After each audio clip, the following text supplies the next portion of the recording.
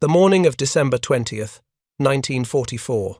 A thin fog clung to the frozen streets of Bastogne, Belgium, muffling the distant rumble of artillery that had become the town's constant companion.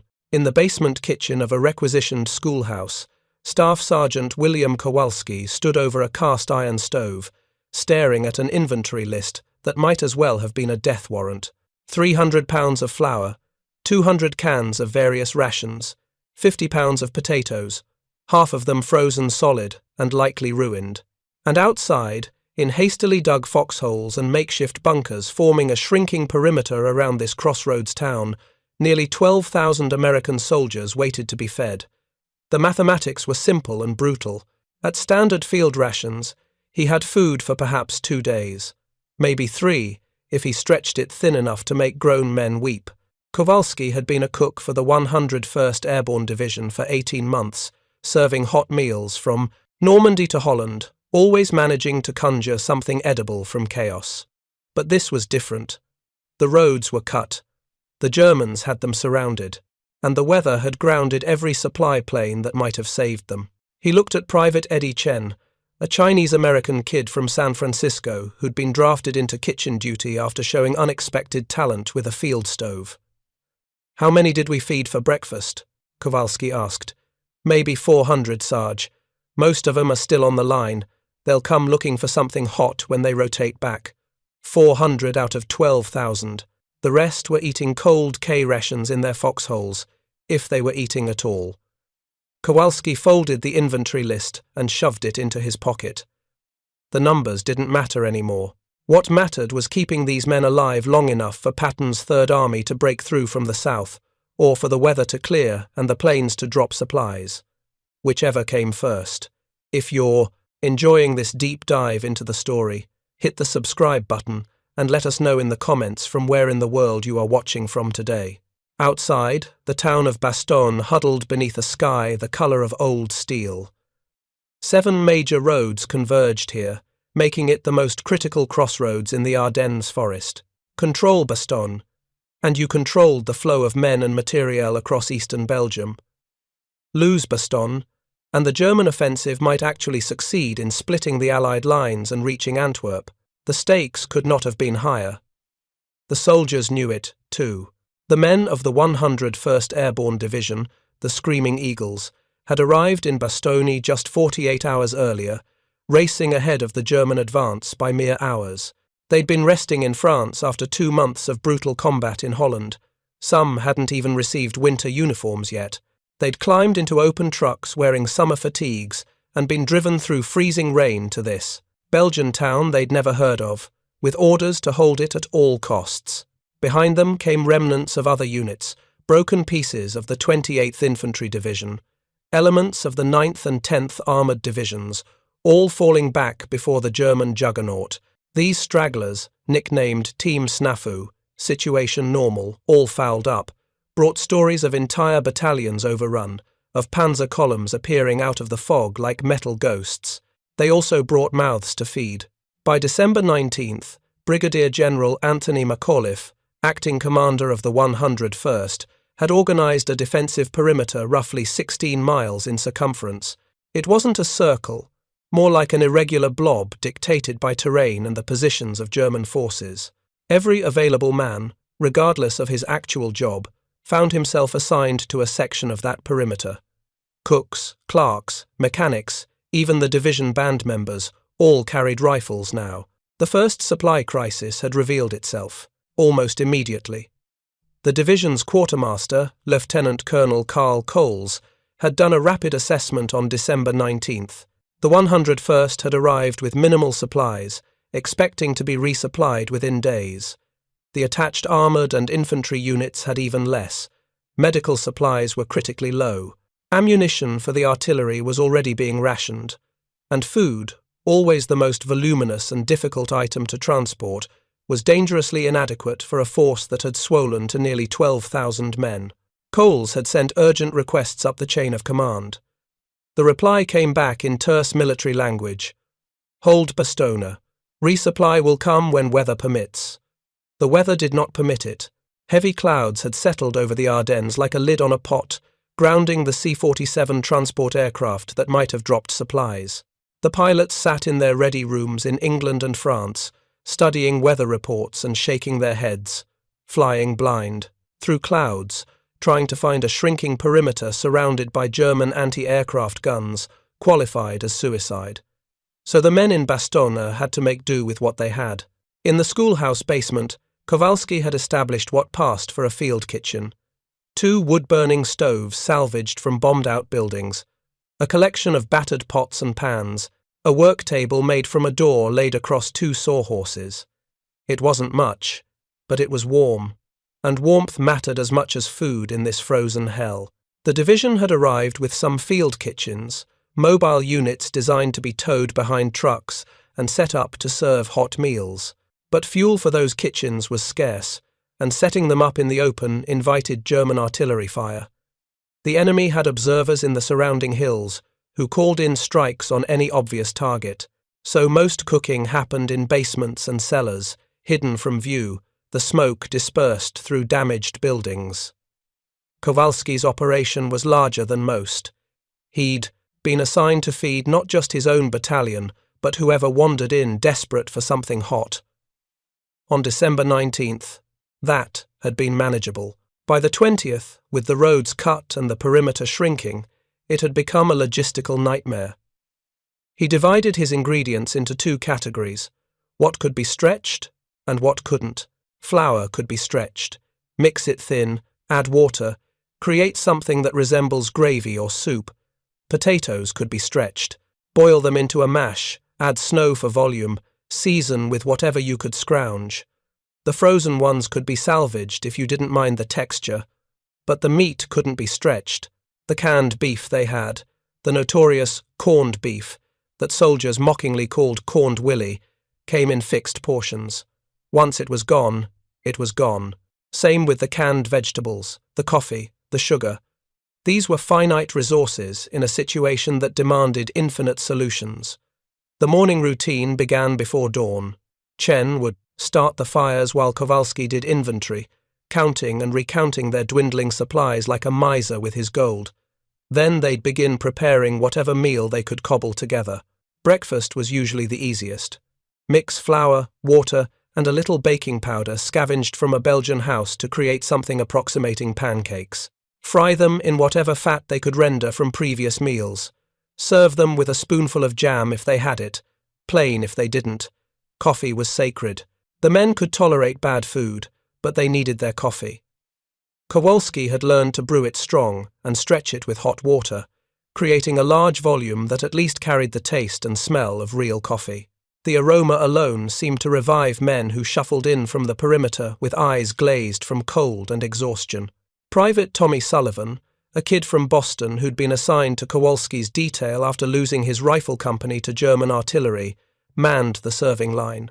He had a gift for reading faces, knowing who needed an extra ladle and who would be fine with standard portions. Some men came in, hollow-eyed, their hands shaking not from cold but from the proximity to death they'd just escaped. Sullivan would load their mess tins until Kowalski shot him a warning look. The relationships in that basement kitchen operated on an unspoken code. Kowalski was in charge, but he ruled through competence rather than rank. Chen was the craftsman, able to coax heat from damp wood and transform scraps into something edible. Sullivan was the heart, connecting with the soldiers in ways that the military hierarchy couldn't capture.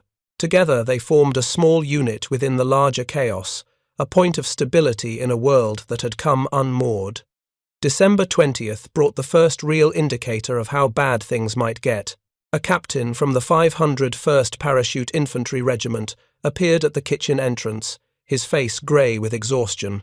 "Sergeant, how many meals can you provide today?"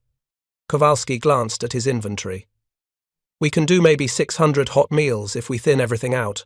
After that, it's K rations, and whatever the men can scrounge." The captain nodded slowly. "There's 12,000 men in this perimeter, Sergeant.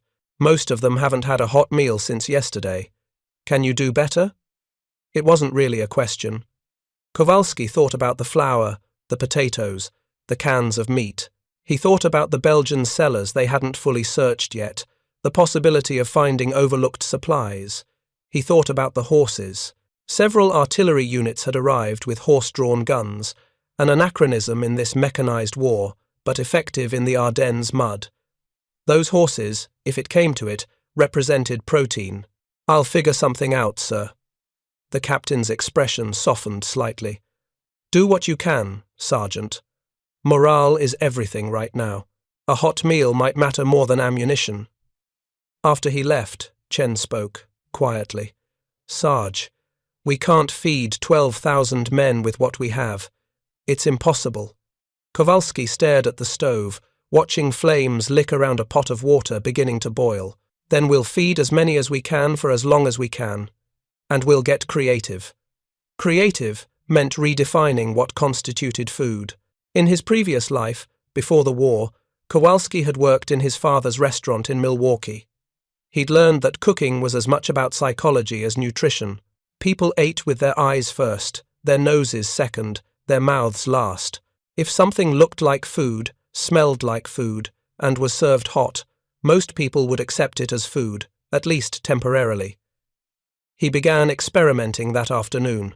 The Belgian houses around Bastogne had cellars, and those cellars often contained forgotten stores.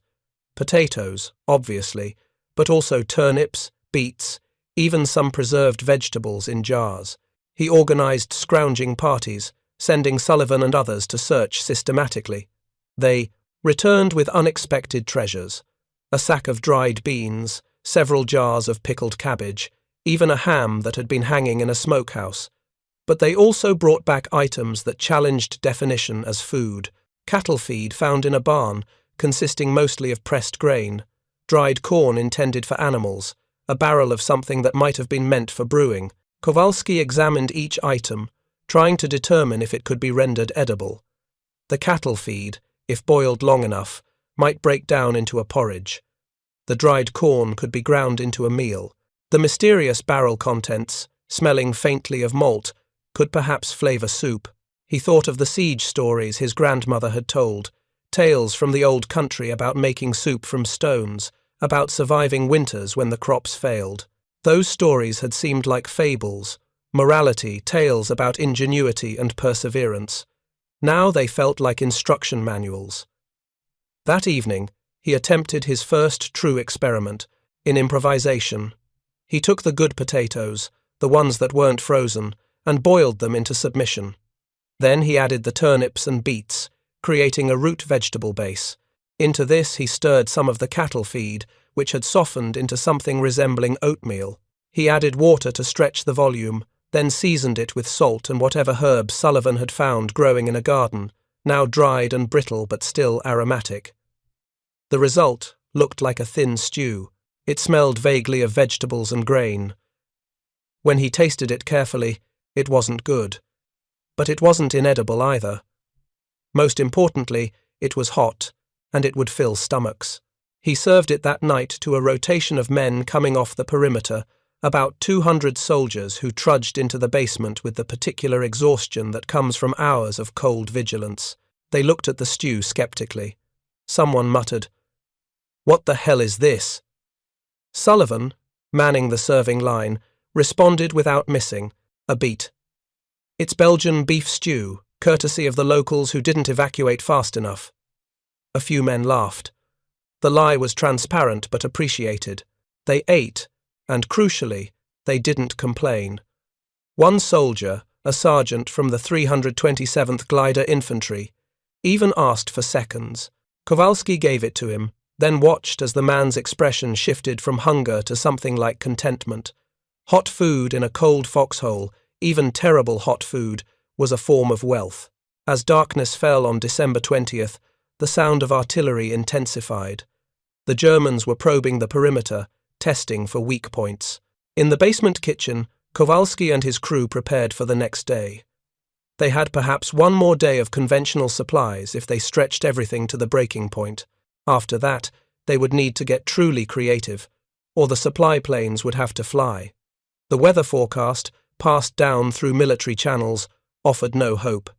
Cloud cover was expected to persist for at least another 48 hours, possibly longer. And 48 hours, in a place where 12,000 men needed to eat 3 times daily, was an eternity. Chen, cleaning pots in water heated over the stove, spoke what they were all thinking. "We're going to run out, aren't we?" Kowalski didn't answer immediately. He was thinking about the horses, about the cattle feed, about all the cellars they hadn't searched yet. He was thinking about how medieval armies had survived sieges, how people throughout history had endured when supply lines failed. "Maybe," he finally said. "But not yet. Not for another 2 days at least.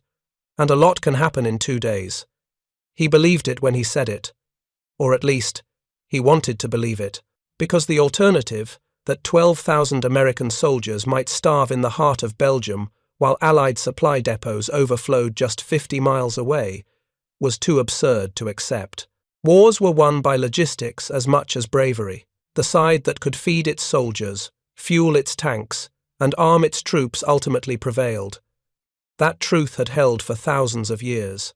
But here in Bastogne, on the night of December 20th, 1944, that truth faced a simple test. Could one cook with 300 pounds of flour and some cattle feed keep 12,000 men alive long enough for the weather to change?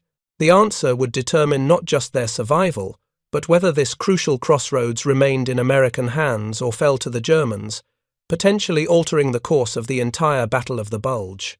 Kowalski banked the fires for the night, preserving wood for tomorrow. In the darkness above them, German artillery continued its sporadic bombardment, the shells making a sound like freight trains passing overhead before they exploded somewhere in the town. Each impact shook dust from the basement ceiling. The men sleeping upstairs, those lucky enough to have shelter, had learned to ignore it. Before leaving for his own brief rest, Kowalski did one final inventory check.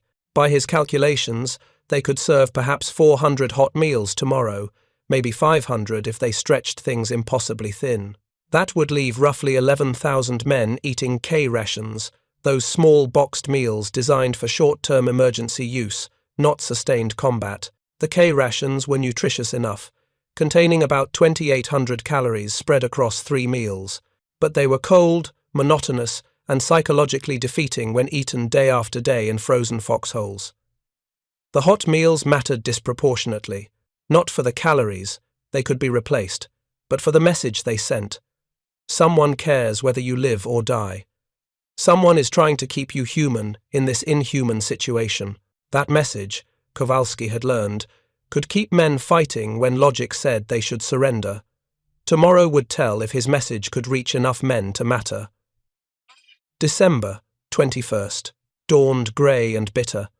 The temperature had dropped overnight to well below freezing, and the men on the perimeter woke with frost in their beards and ice crystals coating their blankets.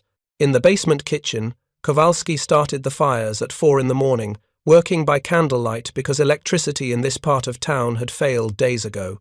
Chen arrived minutes later, carrying something wrapped in burlap. He set it on the work table with a heavy thump. "Found this in a barn about 3 blocks east. The owner must have left in a hurry." Kowalski unwrapped it.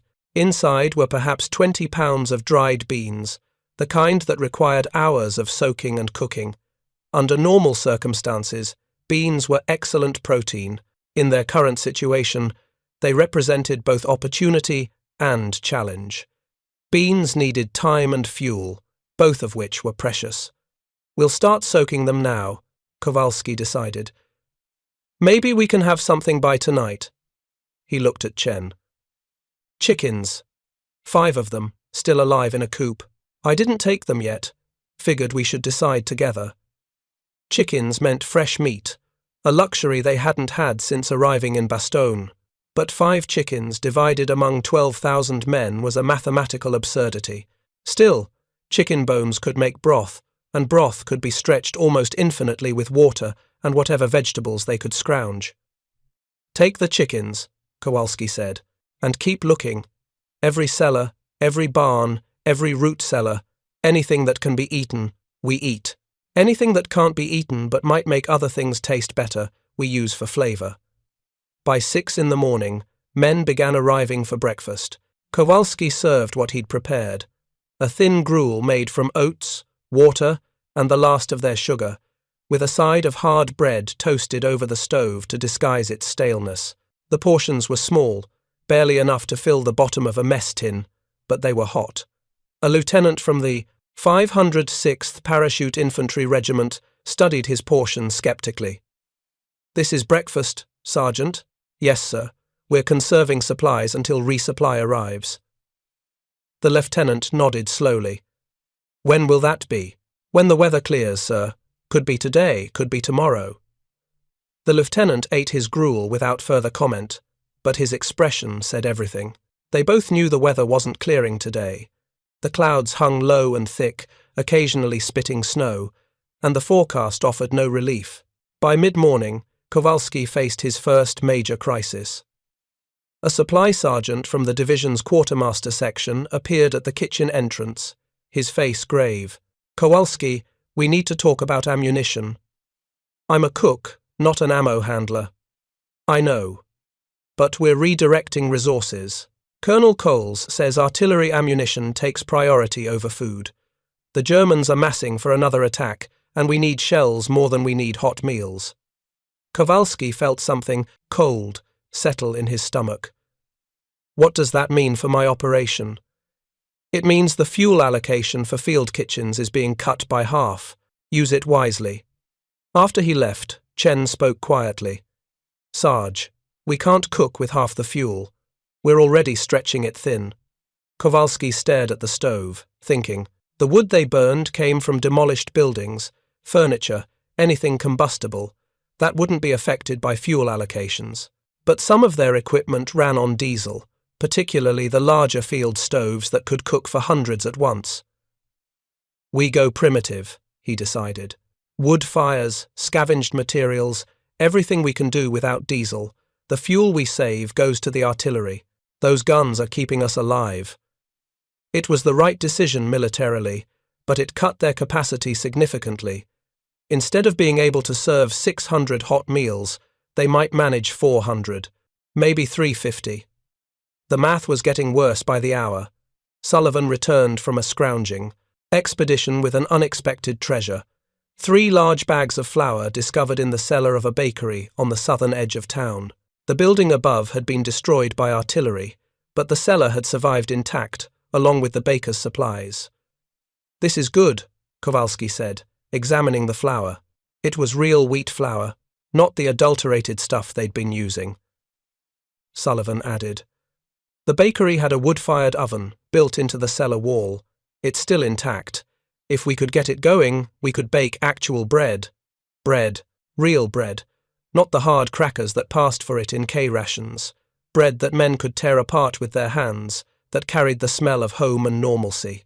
Bread that could be stretched with water and flour to feed multiples of what raw ingredients alone could achieve." "Show me," Kowalski said. They walked through the ruined streets, past buildings that had been homes and shops just days ago. Artillery had transformed Bastogne into a landscape of broken stone and splintered wood. Civilians who'd stayed behind huddled in cellars, hoping the Americans would protect them from what came next. The bakery cellar was accessed through a half-collapsed stairway. Inside, the stone oven dominated one wall, a massive structure that must have been built generations ago. It was cold now, but intact. Kowalski examined it carefully. The oven would require significant wood to heat properly, and once hot, it would need to be kept hot to justify the fuel investment. But if they could get it operational, they could bake enough bread to feed hundreds, possibly thousands. "We're taking this over," he decided. "Chen, figure out what we need to get this beast working. Sullivan, find me every bag of flour within 6 blocks. And get me yeast. Check the Belgian houses. Someone must have left yeast behind. If you find this story engaging, please take a moment to subscribe and enable notifications. It helps us continue producing in-depth content like this." By noon on December 21st, Kowalski had established a second operation in the bakery cellar. Chen had the oven fired and was experimenting with temperature, trying to find the sweet spot where bread would bake without burning. Sullivan had found yeast, along with more flour and some lard that could be worked into the dough for richness and calories. But the true breakthrough came from an unexpected source. A Belgian woman, perhaps 50 years old, appeared at the cellar entrance. She spoke no English, but her intent was clear when she pushed past Sullivan and began examining their bread-making operation. She looked at Chen's dough mixture, frowned, then spoke rapid French while making kneading motions. Chen looked helplessly at Kowalski. "I think she's saying we're doing it wrong." The woman, whose name they later learned was Madame Léon, took over. She added more water, adjusted the flour ratio, worked the dough with practiced hands that had clearly done this thousands of times. When she placed the first loaves in the oven, Kowalski watched skeptically. They looked too loose, too wet. They would surely collapse. 40 minutes later, the smell hit him. Fresh bread, the aroma so powerful and evocative that it drew men from blocks away, following their noses like animals. When Madame Léon pulled the loaves from the oven, they were perfect. Golden crust, soft interior, exactly what bread should be. "How many loaves can we make?" Kowalski asked. Madame Léon held up her fingers, calculating. 10. Maybe 12 per batch, if they worked efficiently. The oven could handle 4 batches a day if they kept it hot. That meant roughly 48 loaves daily. Each loaf could be cut into perhaps 30 slices if they went thin. That was 1,400 slices of bread per day, enough to give a taste to 1,400 men. It was nowhere near enough for 12,000, but it was something. More importantly, it was a morale weapon. Fresh bread would remind men that civilization still existed, that they weren't animals fighting in the snow, but soldiers who would eventually return to a world of bakeries and homes. Kowalski assigned Chen to work with Madame Léon permanently. The Chinese-American kid from San Francisco and the Belgian grandmother, who spoke no English, communicated through the universal language of baking, and together they began producing bread at a rate that seemed almost miraculous given their limitations. Back at the main kitchen, Kowalski focused on his other challenge, creating something resembling soup or stew from increasingly limited ingredients. The chickens Chen had found were slaughtered and cleaned, their meat stripped from their bones. The meat was set aside for a special purpose, reserved for the wounded in the field hospital who needed protein to heal. The bones, necks, and feet went into his largest pot, along with water, onions scrounged from a Belgian cellar, and whatever herbs he could find. This broth would simmer all day, extracting every bit of flavor and nutrition from the chicken remains. Once done, it would be strained and stretched with more water, creating a thin but flavorful liquid that could be served to hundreds. The beans he'd started soaking that morning had softened enough to cook by early afternoon. He boiled them with chunks of the turnips and beets, adding salt and a precious pinch of pepper. The result was a thick stew that, while not appetizing by peacetime standards, was substantial and hot. That evening's meal service was his most ambitious yet. They served the bean stew to roughly 300 men, rotating soldiers from the perimeter who'd been out in the cold for 12 hours straight. Each man received a mess tin full of stew, a slice of fresh bread from Madame Léon's oven, and a cup of the chicken broth. The reaction was immediate and overwhelming. Men ate in silence, focusing entirely on their food. Some closed their eyes while chewing the bread, savoring it. Others drank the broth slowly, as if trying to make it last forever. A sergeant from the 327th Glider Infantry approached Kowalski after finishing his meal. "Sergeant, I don't know what you're doing down here, but it matters. My men have been in foxholes for 3 days eating cold K rations. This meal, this hot food, it reminded them they're human. That's worth more than you know." Kowalski nodded, accepting the praise, but internally he was calculating. They'd fed 300 men out of 12,000. That left 11,700 who'd eaten cold rations today, and tomorrow his supplies would be even more limited. The fresh bread operation helped, but flour alone couldn't sustain an army. That night, lying on a makeshift cot in a corner of the kitchen, Kowalski thought about the medieval sieges he'd read about in school. During the siege of Paris by Vikings in the 9th century, the city had held out for months by eating rats and horses. During the siege of Leningrad, just 3 years ago, people had survived on 125 grams of bread per day, bread mixed with sawdust and cellulose. Human beings could endure starvation for weeks if they had water and a bare minimum of calories. The question wasn't whether the men of Bastogne would physically survive a few more days without adequate food. The question was whether they would retain the strength and will to fight.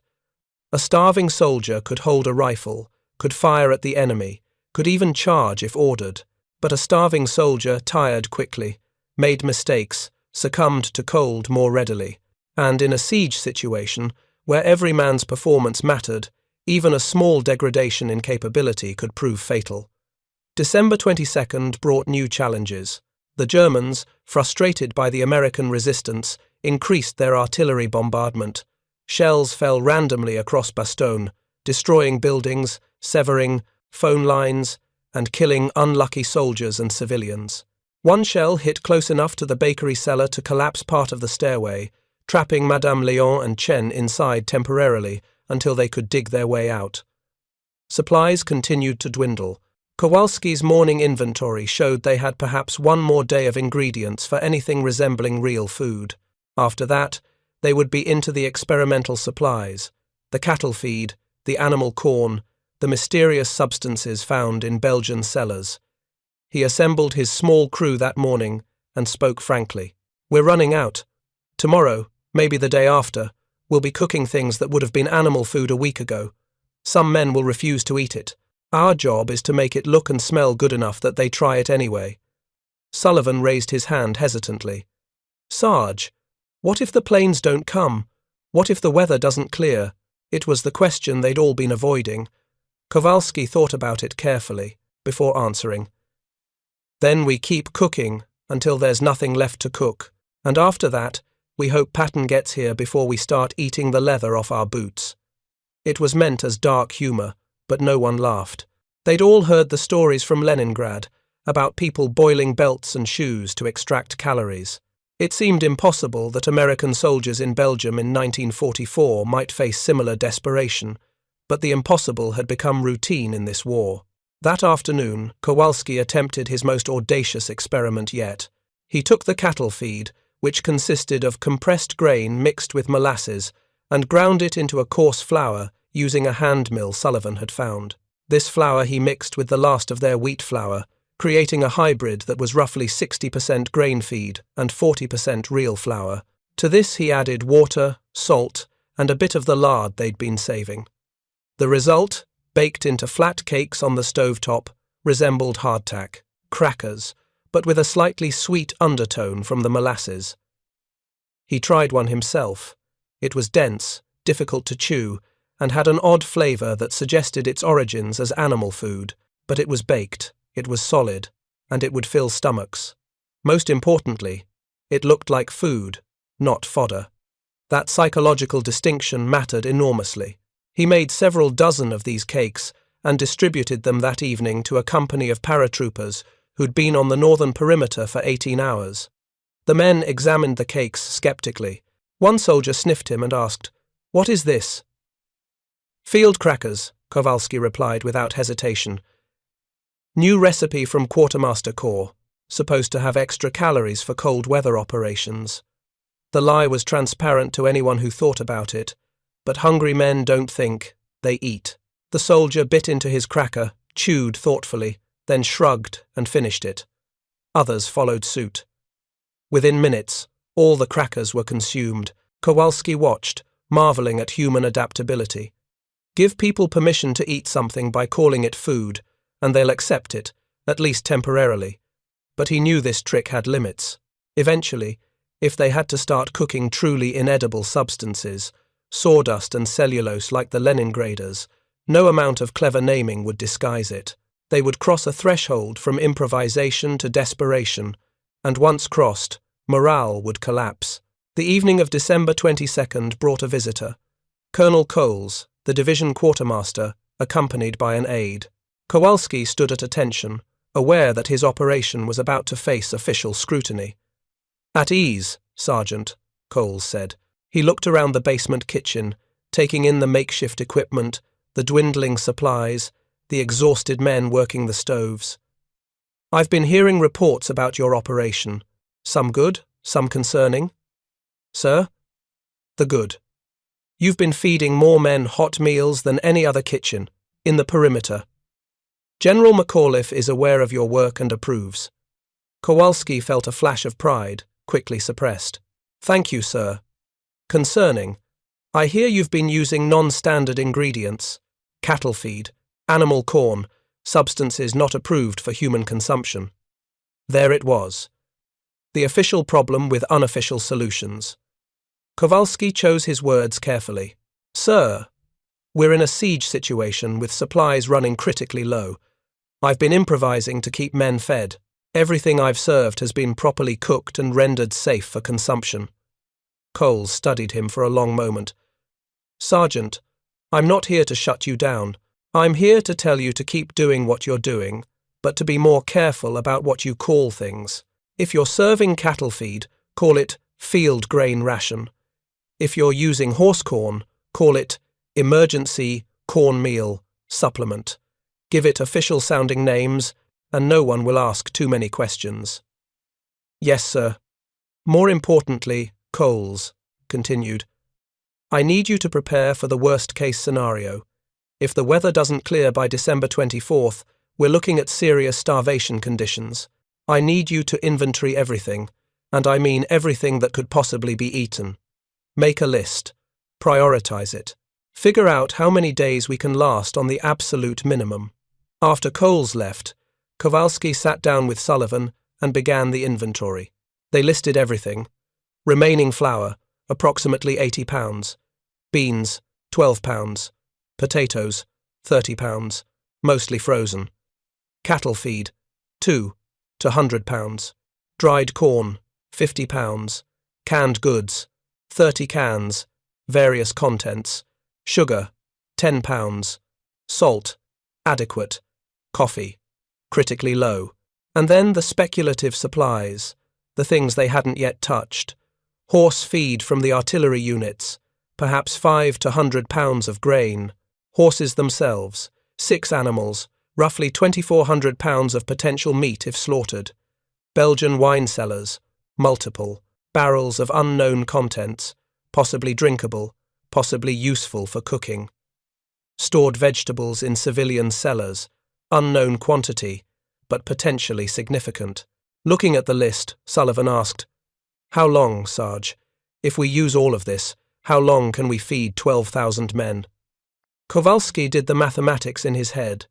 It was brutal calculus. If they reduced everyone to starvation rations, 1,500 calories per day, instead of the standard 3,000, they could stretch maybe 4 more days, 5 if they included the horses.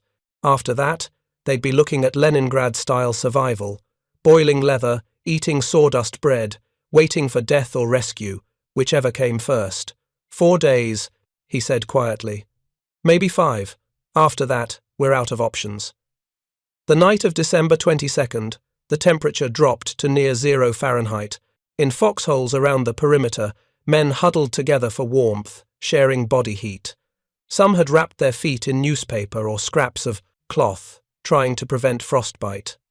The lucky ones had managed to scavenge blankets from abandoned Belgian homes. In the basement kitchen, Kowalski kept the fires burning all night, partly for cooking and partly because the warmth drew men like moths.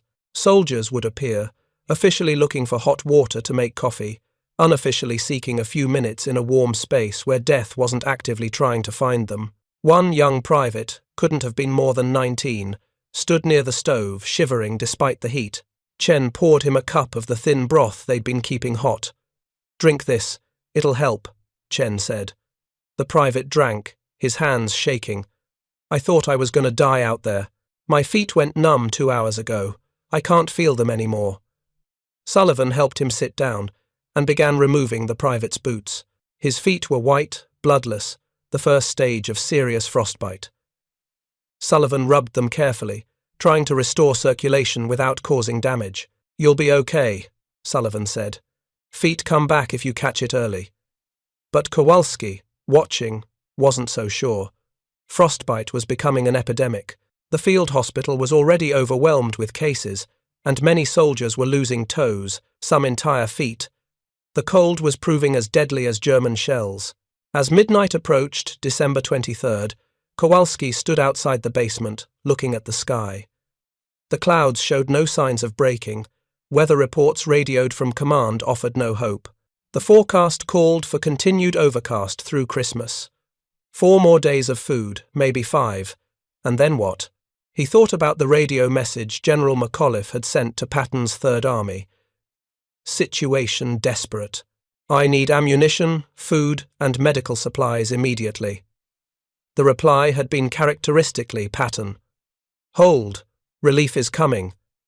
But when? The Germans had thrown multiple divisions against Patton's advance, slowing his armour to a crawl. Even if he broke through tomorrow, it might be too late for the men slowly freezing and starving in Bastogne's perimeter. Kowalski returned to the basement, to his stoves and his dwindling supplies. Tomorrow he would slaughter one of the horses. There was no choice anymore. They needed meat, real meat, not chicken bones and hope. The decision felt like defeat, like admitting they'd crossed from legitimate military operations into mere survival, but survival was the only mission that mattered now. He checked the bread oven one last time.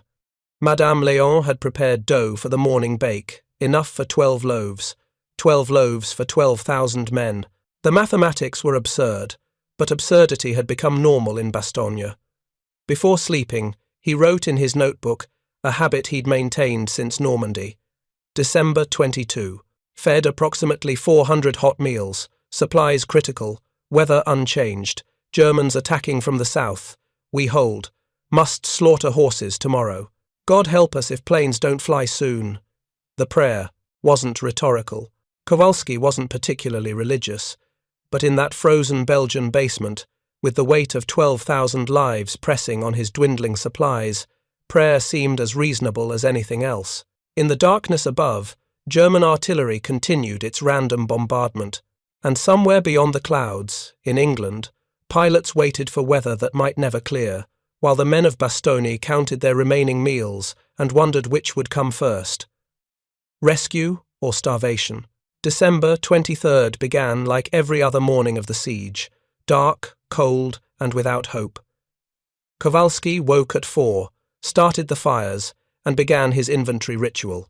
They'd fed roughly 1,100 men hot meals over the past 3 days, a fraction of the force, but enough to matter. Today would be harder. Today, they'd have to slaughter the horse. Chen was already awake, working with Madame Léon on the bread.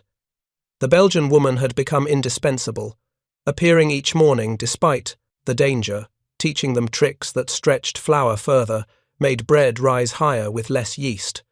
She never explained why she helped, never asked for payment. Perhaps she simply couldn't bear to watch people starve. Sullivan prepared the tools they'd need for the butchering, sharp knives scavenged from Belgian kitchens, rope, a tarp to catch the blood. The horse they'd selected belonged to an artillery unit, a tired mare that had pulled a howitzer across half of Europe. She stood in a makeshift stable behind the ruined church, unaware that she'd become food. Kowalski hated this part. In his father's restaurant, meat arrived already butchered, sanitized packages from the wholesaler. He'd never killed anything larger than a chicken, but war made butchers of men in all sorts of ways. At 7:30, as dawn tried and failed to penetrate the cloud cover, something changed. An artillery lieutenant burst into the kitchen, his face transformed by something Kowalski hadn't seen in days. Hope. Sergeant, look. He pointed upward. Through the basement window, barely visible, the clouds had thinned. Not broken, not blue sky, but thinned enough that you could see variations in the grey. The weather's changing, the lieutenant said. Command just got word. Front's moving. Planes might fly today. Might. That single word carried the weight of 12,000 prayers. Kowalski looked at Chen, at Sullivan, saw his own desperate hope reflected in their faces. If the planes flew, if the supplies dropped, they wouldn't have to slaughter the horse. They wouldn't have to cook sawdust, bread, or boil leather. They would survive as soldiers, not as animals. Don't tell the men yet, Kowalski said. Not until we see parachutes. The lieutenant nodded and left. In his wake, the kitchen fell silent, except for the crackling of the fires. They went back to work, preparing what might be their last improvised meal, or their second to last. Hope was dangerous. It made disappointment unbearable. Better to keep working, keep cooking, keep the fires burning. By 9 in the morning, the clouds had thinned further. Visibility increased from a few hundred yards to nearly a mile. Men on the perimeter began pointing at the sky, talking excitedly. Radio communications crackled with weather updates. In England and France, C-47 pilots were running to their aircraft. At 10:15, someone shouted from the street. Kowalski climbed the basement stairs and emerged into the frozen morning. Men were pouring out of buildings, pointing eastward. He followed their gazes and saw it. Aircraft, multiple aircraft, approaching from the west. Twin-engine transports, flying low beneath the clouds. The sound of their engines built from a distant hum to a roar that drowned out even the artillery. Then the sky erupted in colour. Parachutes, hundreds of them, red and blue and white, blossoming like flowers across the grey canvas. They drifted down on the fields inside the perimeter, carrying bundles beneath them. Supplies, food, ammunition, medical equipment, everything they needed, falling from the sky like manna. Men began cheering, shouting, some weeping openly. Soldiers who'd stood stoic through days of bombardment and cold broke down at the sight of those parachutes. It wasn't just supplies falling. It was proof that they hadn't been forgotten, that the outside world knew they existed and was fighting to reach them. Kowalski stood in the street, watching parachutes drift down, and felt something release in his chest. They would survive, not through his improvised cooking or clever rationing, but through the simple fact that the weather had cleared and the Air Corps had flown. Recovery teams raced toward the drop zones, jeeps and trucks bouncing across frozen fields. They worked frantically to gather the bundles before German artillery could target the obvious collection points. Some parachutes drifted outside the perimeter, landing in German-held territory, but most fell true. Within an hour, trucks began arriving at distribution points throughout Bastogne, their beds loaded with supplies. Kowalski returned to his kitchen to find a quartermaster sergeant waiting for him with a clipboard. "How much can you store?" the sergeant asked. "Food supplies are coming in by the ton. We need to distribute it fast." "Depends what you're bringing." "Everything. C rations, K rations, 10-in-1 rations, flour, sugar, coffee, canned meat, canned vegetables. More coming tomorrow if the weather holds." Kowalski felt dizzy with relief. "We can handle whatever you bring. Just get it here." For the rest of that day, December 23rd, 1944, trucks delivered supplies to every kitchen and distribution point in Bastogne.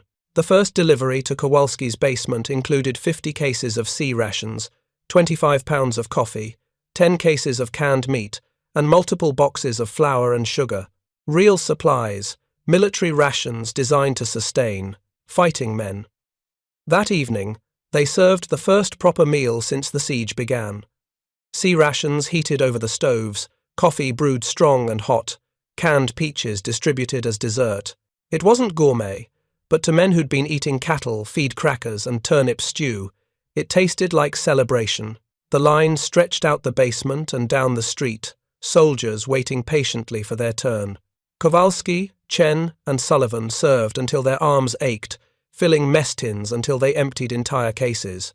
A captain from the 502nd Parachute Infantry waited until the line thinned, then approached Kowalski directly. "Sergeant, I want you to know what you did here. My men, we ate your improvised meals. That bread, those crackers made from cattle feed, the thin soup that was mostly water. We knew what it was. We knew you were stretching nothing into something." He paused, choosing words carefully. "Those meals kept us fighting. Not because they filled our stomachs, but because they proved someone gave a damn whether we lived or died. That mattered more than calories." Kowalski nodded, not trusting himself to speak. After the captain left, Sullivan grinned.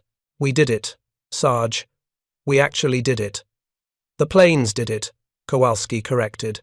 "We just kept men alive until the planes could fly." But Chen shook his head. "The planes brought supplies. You brought hope. Different things." Over the next 2 days, the aerial resupply continued.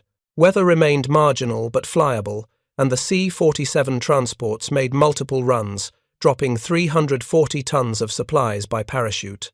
Artillery, ammunition, medical supplies, food, all the materiel that 12,000 men needed to sustain a siege. On December 26th, lead elements of Patton's 4th Armoured Division broke through the German lines south of Bastogne, linking up with the defenders and officially ending the encirclement. The siege wasn't over. Fighting would continue for weeks, but the crisis had passed. Bastogne would hold. In the weeks that followed, Kowalski and his crew returned to more conventional cooking. Fresh supplies meant proper meals, hot food served 3 times daily. The improvised operations, the cattle feed crackers and turnip stew, became stories told around field kitchens, tales of desperation and ingenuity. Madame Léon continued helping at the bakery until Bastogne was fully liberated. Then, one morning, she simply didn't appear. Kowalski searched for her but never found where she'd gone. Perhaps back to family, perhaps to rebuild her life elsewhere. He never learned her full name or why she'd risked her life daily to help feed American soldiers. The horse that had been marked for slaughter returned to pulling artillery. She survived the war and, according to records Kowalski saw later, was eventually retired to a farm in France. He liked to think she lived out her days in peaceful pastures, never knowing how close she'd come to becoming. Stew. The official after-action reports on Bastogne focused on tactics, artillery positioning, the heroism of the paratroopers. Food supply was mentioned briefly, clinically, as a logistics challenge successfully managed. No one wrote about cooking, cattle feed, or scrounging Belgian cellars, but among the men who'd been there, who'd eaten those desperate meals, the story lived differently. They remembered the thin soup that was mostly water but somehow warm, the bread that tasted slightly off but reminded them of home, the crackers that everyone knew were made from horse feed but filled the stomach anyway. Years later, at division reunions, veterans would seek out Kowalski and shake his hand. They'd say, "I ate your cooking in Bastogne," as if that explained everything. And perhaps it did. One soldier wrote in a letter home, preserved in the National Archives. "We were surrounded, freezing, running out of everything. The cooks made miracles with nothing. I don't know how, but they kept us fed. When you think you're going to die, a hot meal means everything. It means someone cares. It means you're still human.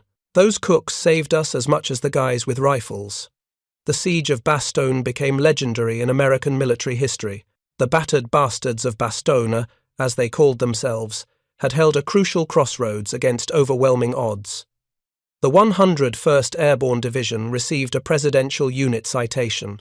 Individual soldiers earned medals for heroism.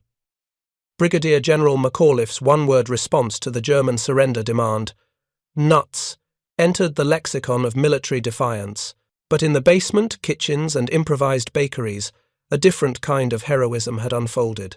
The cooks and quartermasters who transformed cattle feed into crackers, who baked bread in bombed-out cellars, who stretched nothing into something, they fought their own battle, not with rifles or artillery, but with fires and pots and desperate ingenuity.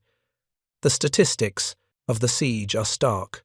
The 101st Airborne Division suffered 341 killed, 1,691 wounded, and 516 missing between December 19th, 1944 and January 6th, 1945. The attached units brought total casualties higher, but notably absent from those statistics, deaths from starvation. In a siege that lasted 6 days before aerial resupply and 7 more before ground relief, not one American soldier starved to death. That achievement belongs to many. The Air Corps pilots who flew through terrible conditions, the quartermaster officers who coordinated distribution, the soldiers who gathered the supply drops under fire, but it also belongs to men like Kowalski, who looked at cattle feed and saw flour, who counted dwindling supplies and found ways to stretch them, who transformed hopelessness into hot meals. The lesson of Bastogne's kitchens resonates beyond that specific siege. It speaks to a fundamental truth about warfare. Armies run on their stomachs. Tactics matter, weapons matter, courage matters. But none of it matters if the soldiers are too weak from hunger to fight. The Germans understood this. Their plan for Bastogne explicitly included starvation as a weapon. They cut the roads, knowing the weather would ground supply planes. They expected the Americans to weaken, to surrender when hunger became unbearable. They underestimated two things: the Americans' refusal to quit and the ingenuity of desperate men with stoves and ingredients. Modern military doctrine emphasizes logistics extensively. Lessons learned partly from sieges like Bastogne.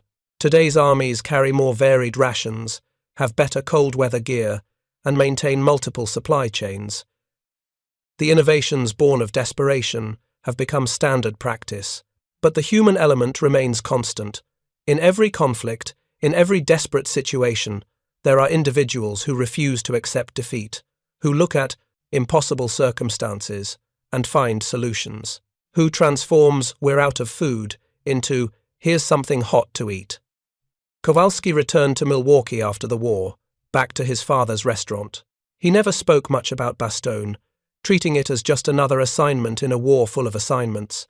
But sometimes, when customers complained about the food or waitresses grumbled about portions, he would smile with knowledge they couldn't share.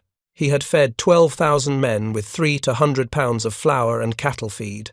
He had turned horse corn into crackers and chicken bones into soup. He had cooked in a basement under artillery fire, rationed by the gram, and kept an army alive. Restaurant complaints seemed trivial after that.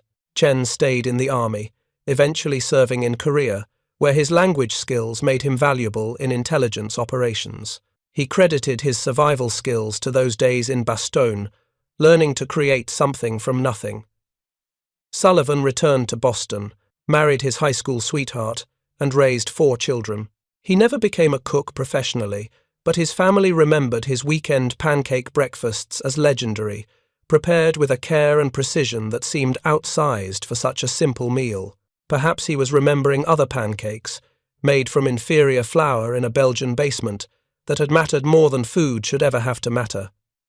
Thank you for watching. For more detailed historical breakdowns, check out the other videos on your screen now, and don't forget to subscribe. The winter of 1944 faded into history. Bastogne was rebuilt, its scarred buildings replaced, its streets cleared of rubble. Tourists eventually came to see where the Americans had held, where the siege had unfolded. They visited the obvious sites: the command post where McAuliffe had said, "nuts," the positions where paratroopers had held against tank assaults, the fields where the supply drops had landed. But few ever found the basement where Kowalski had cooked, or the bakery cellar where Madame Léon had baked bread under bombardment. Those places held no plaques, no markers. They were forgotten spaces where ordinary miracles had occurred. Yet without them, the other sites would tell different stories. Without the cooks who refused to let their soldiers starve, Bastogne might have fallen. The crossroads would have belonged to Germany. The Battle of the Bulge might have lasted longer, cost more lives, perhaps even changed the war's trajectory. In the end, the Siege of Bastogne was won by many factors: paratroopers who wouldn't break, artillery that fired until barrels glowed, tankers who held against superior armor, and pilots who flew through impossible weather. But it was also won in basement kitchens by men who understood that an army fights on its stomach and who refused to let their army go hungry. The fires have long since gone cold in those Belgian basements. The stoves are rust, the pots scattered or scrapped. But the lesson remains, written in the survival of 12,000 men. Necessity breeds invention, desperation yields ingenuity, and sometimes the difference between victory and defeat is measured not in bullets fired but in meals served. Staff Sergeant William Kowalski returned to obscurity after the war, just another veteran among millions, but in the memories of the men he fed, in the letters they wrote home, in the stories they told their children, he lived as something larger. The cook who looked at empty shelves and saw possibility, who transformed cattle feed into sustenance, who kept an army alive when all logic said they should starve. That, ultimately, is the story of Bastogne's kitchens, not the grand narrative of tanks and heroes, but the quiet drama of men who fought with pots and fires, who measured victory in meals served rather than enemies killed, and who proved that sometimes the greatest weapon in war is simply refusing to let your people go hungry. No matter the cost, no matter the odds, no matter how little you have to work with. The siege ended. The soldiers went home, and in Milwaukee, in a small restaurant where the portions were always generous and the bread was always fresh, a cook who'd learned his craft in a Belgian basement continued his work, feeding people, one meal at a time, because that's what cooks do. They take what they have, they make it work, and they keep their people alive. That was the mission in Bastogne. That remained the mission afterward. And in that continuity, in that simple dedication to feeding the hungry regardless of circumstances, lies a truth more enduring than any battle, that humanity persists not through grand gestures, but through small acts of care, repeated daily, even when, especially when, everything else has fallen apart.